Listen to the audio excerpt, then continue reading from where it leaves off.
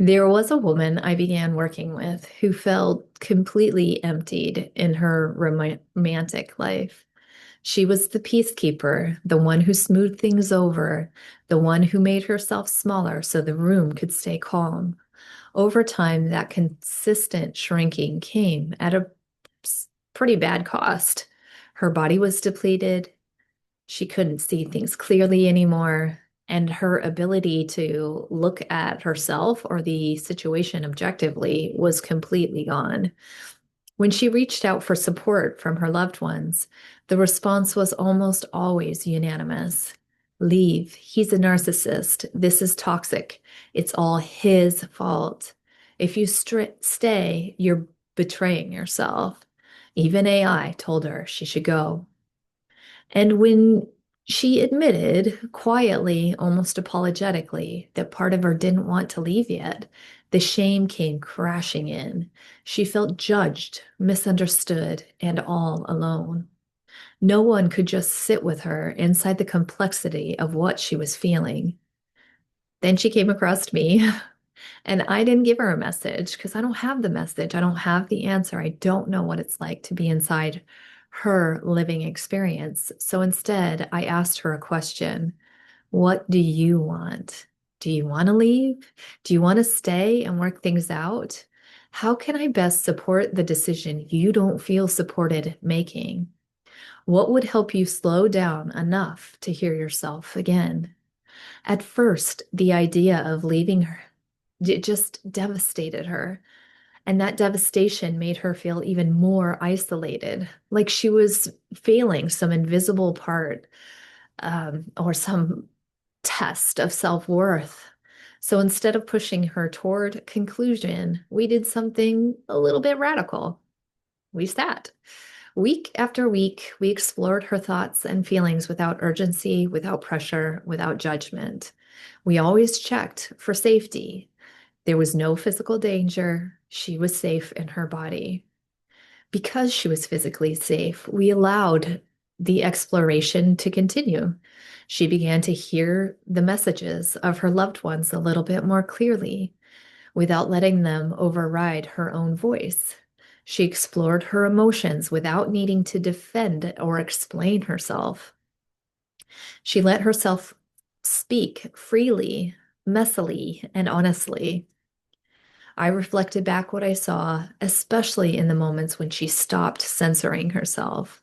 Slowly, something shifted. She began feeling a growing desire to take better care of herself, not as strategy, but as a natural response. She realized the challenge she was facing didn't require her nervous system to be in fight or flight all of the time. She wasn't in any form of crisis. She was in an inquisitive space. That meant she could soften, breathe, and come back to her body. I asked again, what do you want to do? At first, her answer was an absolute no, I'm not ready to leave. Then one week, it was an absolute yes, I am done. By the next session, it wasn't there anymore. And instead of shaming the reversal, we faced it together. She recognized that her sudden yes wasn't clarity. It was another version of self-abandonment, a reaction, a mirror of the very dynamic she was trying to escape. So we released the binary altogether. I offered another option. What if the focus didn't have to be on leave or stay? What if the focus shifted to everything else she wanted out of life? There was an old phrase passed around spiritual circles: what you focus on grows. When we obsess over the problem expands. I told her she was allowing herself to try things that didn't work. She was allowed to feel confused. She was allowed to take her time. I could support her without fixing her. And today she's in a new phase. It's not perfection. She chose instead to focus on self-care, her business, and her expansion. She allows the relationship to be what it is without letting it define her worth.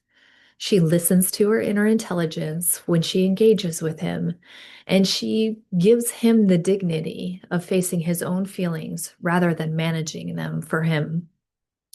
This relationship has become a mirror for her. When she neglects herself, when she drifts from her deeper desires, she feels small, powerless, and victimized. And when she is aligned, rooted in her body, honoring her boundaries, and moving towards what really matters, the challenges barely shake her. She meets them with grace and clarity and a deeply connected choice. And together, we give this part of her the time it needs to reveal truth through consistent action, grounded support, and self trust. I'll be back next Sunday with another story, another place where clarity doesn't come from pressure, but from presence.